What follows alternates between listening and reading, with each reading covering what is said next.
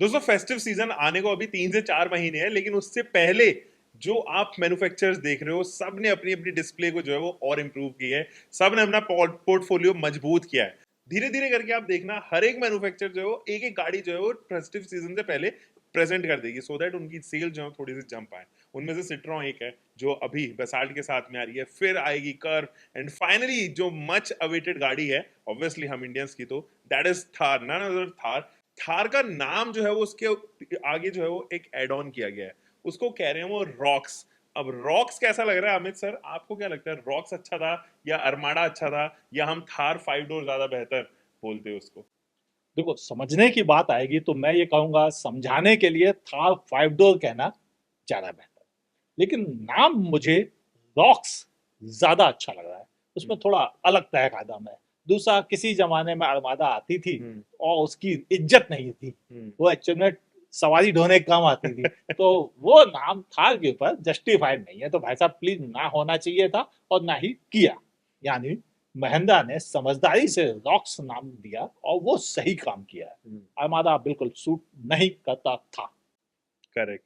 तो थार के साथ में ना कुछ चीजें और आ रही हैं, ये नॉर्मल थार नहीं रहेगी, ये पहले जैसी थार नहीं रहेगी।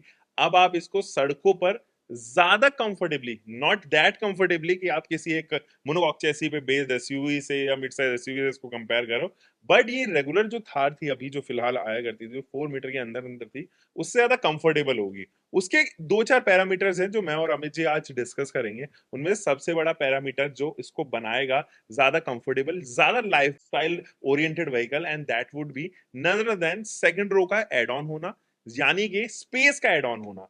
दैट मीन्स कि व्हील बेस भी बढ़ेगा, इसके डायमेंशंस लेंथ भी जो है वो बढ़ेगी, और अब ये क्रेटा सेगमेंट की लेंथ के साथ में आएगी, तकरीबन 4.2 से 4.3 मीटर के बीच में कुछ ना कुछ इसकी जो है वो डायमेंशंस यहाँ पे रहने वाली है। सेकंड रो का जो स्पेस है वो आप मार्जिनेबली गुड समझ सकते हैं, 4 लोग तो बहुत कंफर्टेबली बैठ पाएंगे। अभी भी सवाल ये है कि पांचवा इंसान बैठ पाएगा कि नहीं, क्योंकि यहाँ पर अगर आप देखो पुराने वाली जनरेशन, या पुराने क्या, मैं अगर 4 मीटर के अंदर की बात करूं सर, उसके जो व्हील आर्चेज हैं वो बहुत ज्यादा स्पेस ले लेते थे, बट क्योंकि व्हील बेस बढ़ेगा तो उसके व्हील आर्चेज पीछे जाएंगे। क्या आपको लगता है कि सेकंड रो में लगभग हम कितनी उम्मीद कर सकते हैं स्पेस का? देखो, लीक्स आ चुके हैं तो अब उम्मीद क्या करना। बनी बनाई डिजाइन देख ली आंखों से और समझ में आ गया। हम्म। 4 लोग आराम से बैठ जाएंगे। हम्म। कोई मतलब इफ एंड बट नहीं रह गया। दूसरी चीज, पहले क्या था कि आगे से घुस के जाके पीछे बैठना, हम्म। और जब तक आगे वाला उतरे नहीं तब तक ना उतर पाना, ये एक कॉम्प्लेक्स देता था पीछे बैठे लोगों को, जो अब नहीं है। आपके पास इंडिपेंडेंट मालिकों की तरह दरवाजा खोली होता जाएगी। जी। आगे वाले से रिक्वेस्ट करने की अब जरूरत कोई नहीं। जरूरत नहीं। दूसरा, क्लास्ट्रोफोबिक फील नहीं होगा। आपके पास इंडिपेंडेंट विंडो, इंडिपेंडेंट दरवाजा मौजूद है। हम्म। दूसरी चीज, अब आपके पास एक पूरी तैयार बॉडी है जिसमें छत भी आपकी है। हाँ। मतलब वो प्लास्टिक वाली और वो कपड़े वाली सारे झंझट खत्म। अब आपके पास एक प्रॉपर सॉलिड गाड़ी मौजूद है, जो स्पेस का भी एहसास कराएगी, कंफर्ट का भी एहसास कराएगी। और जो पहले बड़ी प्रॉब्लम थी कि कितनी गर्मी होती है इंडिया में, उतनी गर्मी में उसका एसी बोल जाता था। जी। यानी जून जुलाई में तो उस कार में बैठना सजा के समान था। एसी फुल कर लो तब भी गर्मी तो मतलब जाती ही नहीं थी, हम्म। पसीने टपका करते थे। वो प्रॉब्लम सॉल्व हो जाएगी। बिल्कुल वैसे ही जैसे कि स्कॉर्पियो एन में नहीं है प्रॉब्लम, एक्सयूवी 700 में नहीं है। हम्म। सेम सेटअप यहाँ पर भी होगा। और नतीजा उसका ये कि अब आपको कूलिंग भी अच्छी मिलेगी, अच्छा फील भी आएगा, कंफर्टेबल सीटिंग भी मिल जाएगी, हम्म। और अंडर थाई सपोर्ट भी उस वाली थार से बेटर होगा। हम्म। और सबसे इंपॉर्टेंट चीज, सेफ ज्यादा होगी। हम्म। क्योंकि वो थार को क्रैश टेस्ट तो पुराने नॉर्म्स में मिले थे, नए नॉर्म्स में तो उसको पता है कि 1 या 2 स्टार मिलने वाले हैं उसको। तो अब इस नए नॉर्म्स पे अगर ये वाली तय की जाएगी तो ज्यादा बेहतर रहेगी। दूसरा, अब ये 6 एयरबैग स्टैंडर्ड होंगे तो वो भी चीजें बेहतर हो गई। दूसरा, कई और चीजें जुड़ गई हैं, ऐसे हेल होल वगैरह सब चीजें थोक के भाव इसमें बिल्कुल। जुड़ते चले जा रहे हैं। और हाँ, क्या ये 4x4 के अलावा रियर व्हील ड्राइव पे भी आएगी? ये सस्पेंस अभी जरूर थोड़ा सा बना हुआ है। गाइस वीडियो कंटिन्यू करने से पहले आई वुड लव कि आप सब्सक्राइब तो करें, लेकिन अगर आप कंफ्यूज्ड हैं, आपका बाइंग डिसीजन जो है वो नहीं बन पा रहा है, आप कंफ्यूज हैं कि यार मैं पैसा कहीं ऐसी जगह ना लगा दूं जहां पर मेरा डिसीजन मुझे बाद में दिक्कत दे, ऐसा ना हो कि आपकी सेल्स सर्विसेज खराब हो या आपके लिए प्रायोरिटी जो है माइलेज है लेकिन आप एक टैक्स सेविंग में पैसा लगा दें गाड़ी में। तो ये सारे कन्फ्यूजन्स अगर आपको दूर करने हैं तो definitely you can actually book a call with me. सारे डिटेल्स आपको स्क्रीन पर आ रहे हैं, या तो आप व्हाट्सएप कर सकते हैं उस नंबर पे, या आप डिस्क्रिप्शन दिए गए एक लिंक को बस क्लिक कीजिए और आपको रिडायरेक्ट कर दिया जाएगा हमारे व्हाट्सएप नंबर पे। तो आप वहाँ हाई लिखिए, बाकी सारी डिटेल्स मेरी टीम यहाँ पे हैंडल करेगी। चलिए बैक टू द वीडियो। मुझे लगता है कि सर 4x4 की जगह एक रियर व्हील ड्राइव सेटअप होने की वजह से कहीं ना कहीं अगर आप यहाँ पर देखो तो 25% सेल्स पुराने वाली थार की भी इंप्रूव हुई है, 25 से 30%। एंड अफोर्डेबिलिटी, लोगों के पास में वो लोग जिनको चाहिए ही नहीं है 4x4 सेटअप, उनको चाहिए कि मेरे पास में रुतबा बना रहे बट मेरे साथ में माइलेज भी आता रहे और साथ ही साथ एक ऐसी ड्राइव मिलती रहे जो डिसेंट परफॉर्मेंस दे दे, तो मेरे लिए 1.5 इंजन काफी है। मुझे लगता है कि वो सेटअप भी आना चाहिए, ना केवल ये सेल्स पे इंप्रूवमेंट डालेगा बट वो लोग जो अफोर्डेबिलिटी थार के साथ में चाहते हैं वो भी यहाँ पर आएगी। एंड एक चीज और भी है सर, जब आप एक छोटे इंजन के साथ में रिलीज करते हो किसी पर्टिकुलर प्रोडक्ट को, तो फ्यूल एफिशिएंसी का भी जो है वो मुद्दा थोड़ा कम हो जाता है। वो इंजन है भी कंपैरेटिवली एक 2.2 लीटर से ज्यादा फ्यूल एफिशिएंट, जबकि वो एनर्जेटिक भी है। हम उसको उस चीज के पैमाने पे भी हमेशा से एक्सयूवी 300 के अंदर भी सूट करते हुए नजर आए हैं। सेफ्टी के बारे में हम बात कर रहे थे, एडैस का एक होना कुछ ऐसा है जो अभी भी सस्पेंस क्रिएट करके बना के रखा है, क्योंकि हम देखें तो स्कॉर्पियो एन के अंदर नहीं आता है बट एक्सयूवी 700 के अंदर आता है। तो एडैस इसके अंदर आएगा नहीं आएगा, क्योंकि कहीं ऐसा ना हो कि इसके अंदर आने से स्कॉर्पियो एन को कोई ओवर पावर कर जाए, कुछ इस तरीके का माइंडसेट भी नजर आता है। आपको क्या लगता है? देखिए, यहाँ पे ध्यान समझना पड़ेगा, महिंद्रा ने हर उस जोनरों को कवर किया है जो उसकी कारों के हैं, जिन्हें मतलब अपनी ताकत दिखानी है, धमक दिखानी है, और मैं कॉर्पोरेटर हूँ, मैं एमएलए हूँ, मैं एमपी हूँ वाला, और जो एमपी सेलेक्ट नहीं हो पाए, चुनाव हार गए, उनको भी धमक दिखानी है। ऐसे लोगों के लिए उसके पास स्कॉर्पियो थी। तो स्कॉर्पियो उनके लिए है जिनको सिटी में रहना है, थोड़ा सा कॉर्पोरेट स्टाइल में दिखना है, कंफर्टेबल चाहिए, सब कुछ चाहिए और स्टैंडर्ड भी मेंटेन करना है, उनके लिए एक्सयूवी 700 थी, जिसमें एडास भी आता है जी। तो जिन्हें सिर्फ दिखाने के लिए गाड़ी चाहिए थी, उनको एडास की जरूरत थी नहीं, तो उनको नहीं दिया स्कॉर्पियो एन। लेकिन आप ध्यान से देखो, और भी छोटी गाड़ी है जिसका नाम है 3XO, उसमें एडास आता है। क्यों? क्योंकि वो एक अलग सेगमेंट की गाड़ी है। वो आम आदमी खरीदता है, कॉर्पोरेट का एम्प्लॉय खरीदता है, गवर्नमेंट एम्प्लॉयज खरीदते हैं, शॉपकीपर खरीदता है, जिससे कोई गुंडागर्दी नहीं दिखानी जी। जिसको सिर्फ एक कार चाहिए जो आरामदायक हो, पावरफुल हो, जरूरत पे काम आए और गुड लुकिंग भी हो, तो एक्सयूवी 3XO इस काम के लिए बिल्कुल परफेक्ट गाड़ी थी। अब जब 3XO जैसी छोटी गाड़ी में एडास आता है, तो अब रॉक्स में एडास ना आए या एडास के सारे फीचर्स ना आए, तो वो मैच नहीं करता। तो एडास बिल्कुल मिलेगा। स्कॉर्पियो एन को जरूरत नहीं है, लेकिन इसको जरूरत है। क्यों? क्योंकि यहाँ पर लोग थोड़ा सा लाइफ स्टाइल से जोड़ रहे हैं। हाँ, लाइफ स्टाइल दूसरों को दिखाने के लिए, सड़क पर रॉब दिखाने के लिए, इस पर्पज के लिए बनी गाड़ी है। ऑफ रोडिंग कितने लोग कर रहे हैं हमें पता है, जितनी गाड़ियां बिकी हैं उनमें से 99.9% लोग वो सड़क के काले पटरे से भी नीचे उतरते नहीं है। ऑफ रोडिंग क्या करेंगे? तो आप समझदार बने, गाड़ी ऑफ रोड कैपेबल है, लेकिन ऑफ रोड कर नहीं रहे हैं लोग उससे, ये माइनस पॉइंट है। तो अगर रियर व्हील ड्राइव दे दी जाए तो एवरेज भी ज़्यादा मिल जाएगा, तो बड़े इंजन से जो नुकसान हो रहा है वो नुकसान बच जाएगा। और साथ ही एक ऑप्शन भी है कि भाई रियर व्हील ड्राइव लो या आप 4x4 लो। अगर आपको सचमुच ज़रूरत है तो आपके पास 4x4 का ऑप्शन होना चाहिए। मेरे हिसाब से ये सही है कि एडास के साथ साथ आपको 4x4 भी मिलना चाहिए रियर व्हील ड्राइव के साथ। अगर कंपनी इनमें से कोई भी एक चीज कट करती है जिसमें सबसे ज्यादा चांस रियर व्हील ड्राइव के कट होने के हैं, तो थोड़ा सही नहीं होगा। बाकी तो मुझे लगता है कि प्रोडक्ट इटसेल्फ गुड लुकिंग है। दूसरी चीज एक और बड़ा अच्छा काम किया है महिंद्रा ने, वो ये कि जो ये कश्मीरी गेट वाले और करोलबाग वाले बैठे थे, इनकी दुकानें बंद कर दी। एलईडी लाइट वो भी बढ़िया गुड लुकिंग पहले से लगा दी, ग्रिल पहले से बढ़िया गुड लुकिंग लगा दी, फॉग लैंप वो भी जो सब सब मतलब पूरी तैयार कर दी गाड़ी। बोले आप किससे कराओगे, अब तो जबरदस्ती वाला नहीं, हमें तो पुरानी वाली लगानी नहीं, हमें तो बेकार वाली लगानी वाला सीन है। जरूरत के सारे काम के फीचर्स कंपनी ने जोड़ दिए। बिल्कुल। तो अब मुझे कोई भी कमी नहीं लगती। दूसरा, एक बड़ा स्क्रीन आ गया है, तो वो जो थार में छोटे स्क्रीन और वो बड़ा अजीब सी स्क्रीन की 4 बार दबाओ तो एक बार दबती थी, वो प्रॉब्लम भी खत्म। हम्म तो अब ओवरऑल ये वाली द रॉक्स एक्चुअल में द रॉक्स है। हम्म अब वो थार वाली कमियों को भी दूर कर दिया गया है। और जब व्हील बेस बढ़ता है तो कंफर्ट अपने आप बढ़ जाता है, हम्म आराम अपने आप ज्यादा आ जाता है, और बॉडी रोल भी थोड़ा सा सेटल हो जाता है। हम्म, ये हम सब जानते हैं। तो बिल्कुल। ये इंजीनियरिंग में ये बेसिक है कि अगर आप व्हील बेस बढ़ाएंगे तो ये फ्री गिफ्ट आपको मिलेगा ही मिलेगा। आप बॉडी रोल उतना कर ही नहीं सकते। करेक्ट। तो जब सब कुछ अच्छा हो रहा है तो भाई साहब इंतजार कीजिए अच्छी चीज का। बिल्कुल नहीं, नए एड ऑन होने से ये रिफ्रेश तो हुई है सर, नए लुक्स जैसे लगते हैं, ग्रिल आ गई है, हम्म। नए एलॉय व्हील्स हैं, और मुझे लगता है ये महिंद्रा के अभी तक के टॉप डिजाइन एलॉय व्हील्स में से एक है, जिस तरीके की उसमें शार्पनेस है, वो जो मैं एज यहाँ पर टोकना चाहूंगा, सच बताऊं तो स्कॉर्पियो क्लासिक से लेकर हाँ जब प्लेन स्कॉर्पियो आती थी जी, तब से लेकर महिंद्रा ने हमेशा व्हील्स अपने अच्छे ही दिए यार।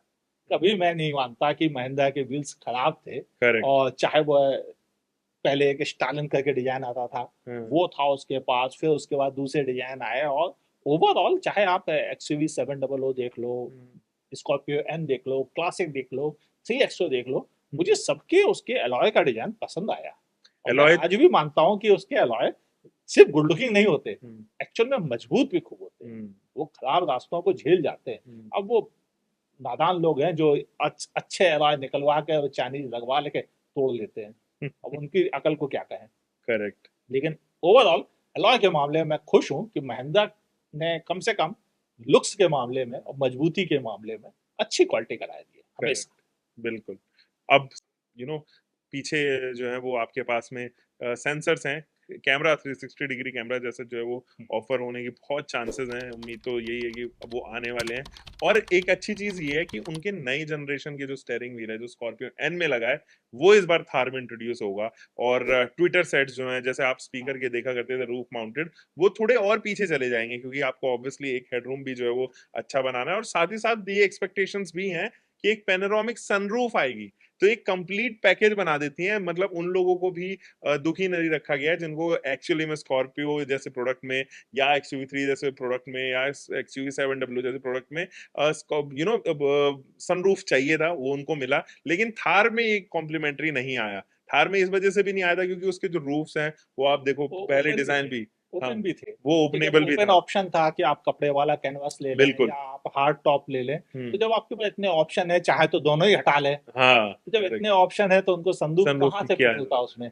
लेकिन हाँ, अब ऐसा ऑप्शन नहीं है। अब एक्चुअल में true genuine SUV with lifestyle vehicle hmm with comfort hmm सब मिल रहा है।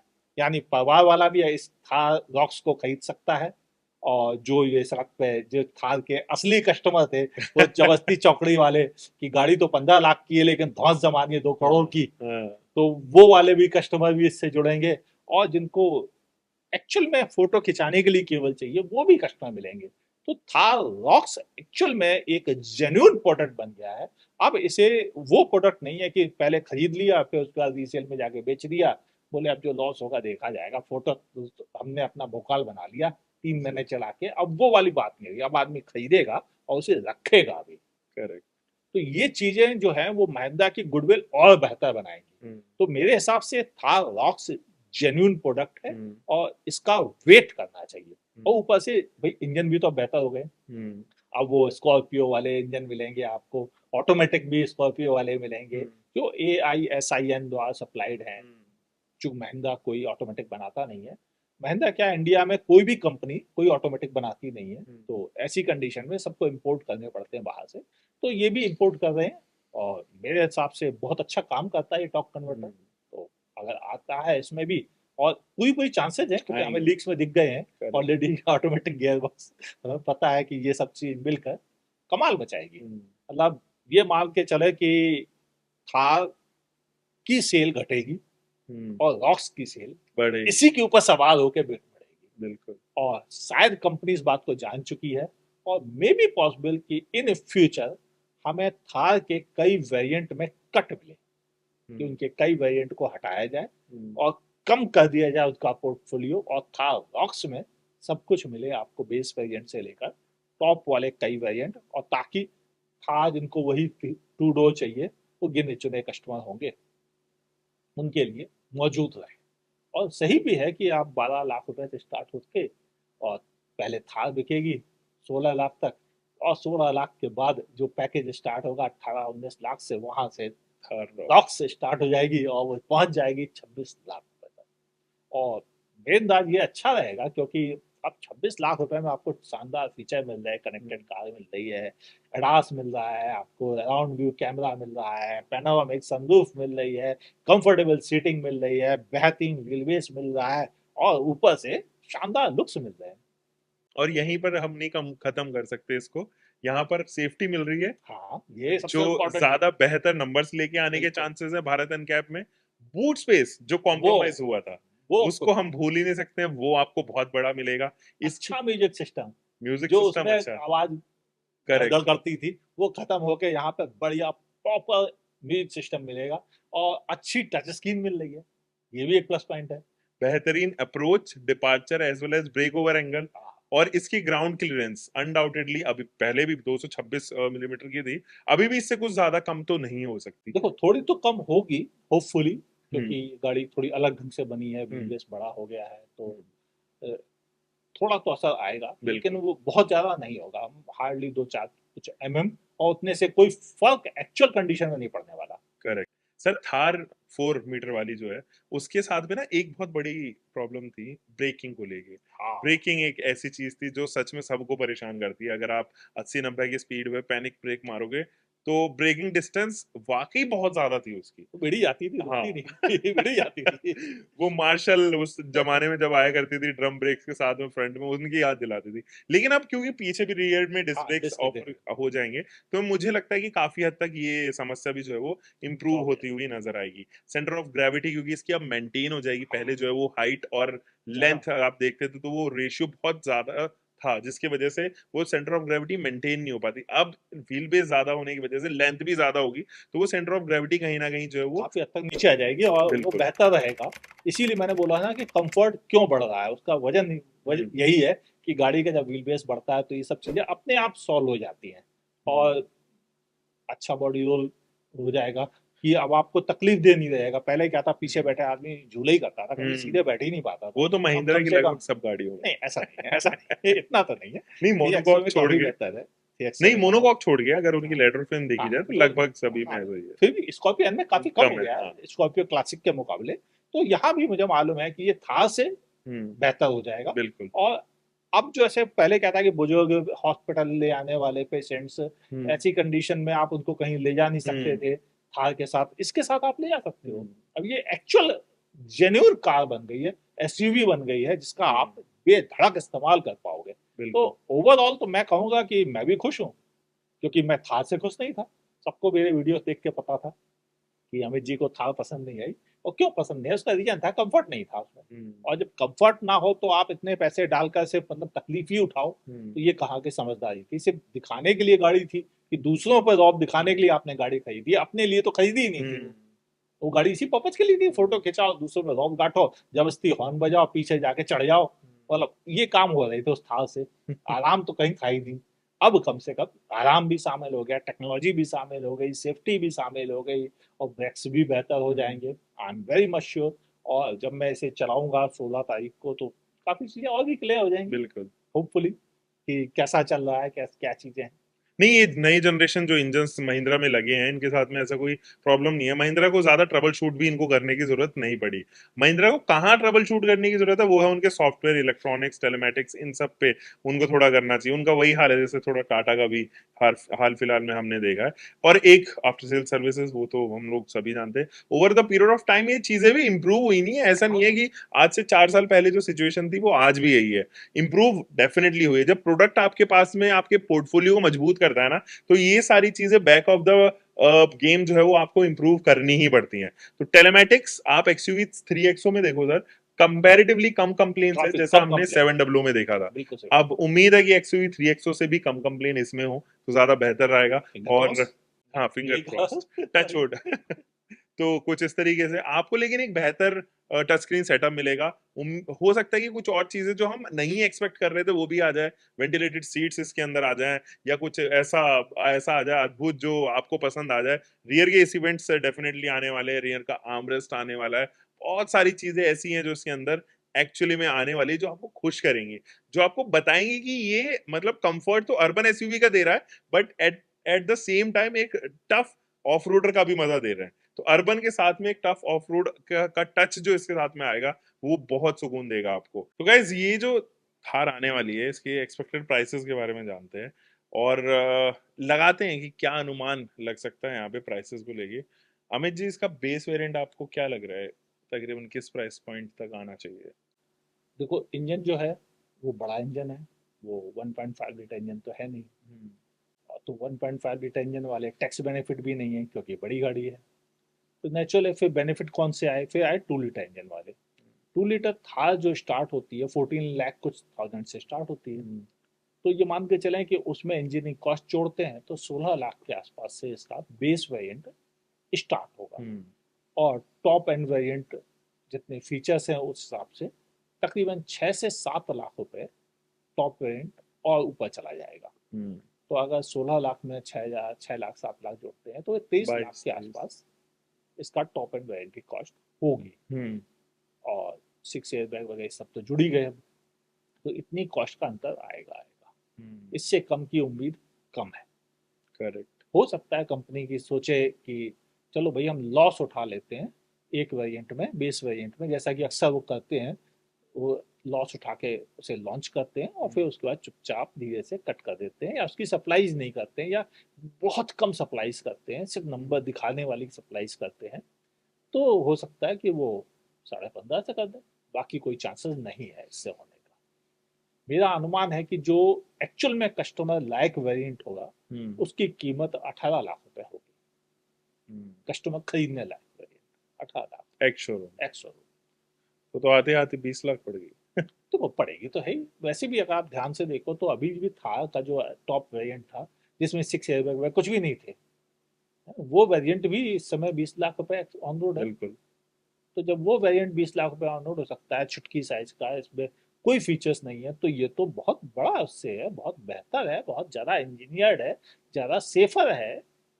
6 एयरबैग भी जुड़ गए और फीचर्स जुड़ गए, सबके बाद तो कीमत कम तो होगी नहीं। भाई अगर हाल में आप इतने पैसे दे हैं तो उसके लिए और ज़्यादा दीजिए। और फिर आप ये भी तो सोचो कि भाई साहब आपको अगर 22 लाख रुपए में रेंगलर मिल रही है, ये भी सस्ती है। ओ सॉरी, गलती से निकल गया भाई, बुरा मत मानना, रेंगलर की कॉपी नहीं है। चले दोस्तों, ये तो प्राइस ब्रैकेट हमने आपके साथ में शेयर की दी कर दिए हैं। मेरे को भी उम्मीद है कि 16 से तकरीबन 23-24 के करीब जाने चाहिए इसके वेरिएंट्स। और आप क्या बोलते हो इसके कमेंट सेक्शन में मुझे ज़रूर बताना, और ये भी बताना कि महिंद्रा थार रॉक्स आपको कैसे लगने वाली है, नीचे जल्दी बताइए, एक्साइटमेंट दिखाइए अपने नीचे कमेंट सेक्शन में। हम मिलेंगे एक और नई पॉडकास्ट के साथ में। अनिल नेक्स्ट टाइम, बाबाडी keep car bike whatever you are having, drive safe guys.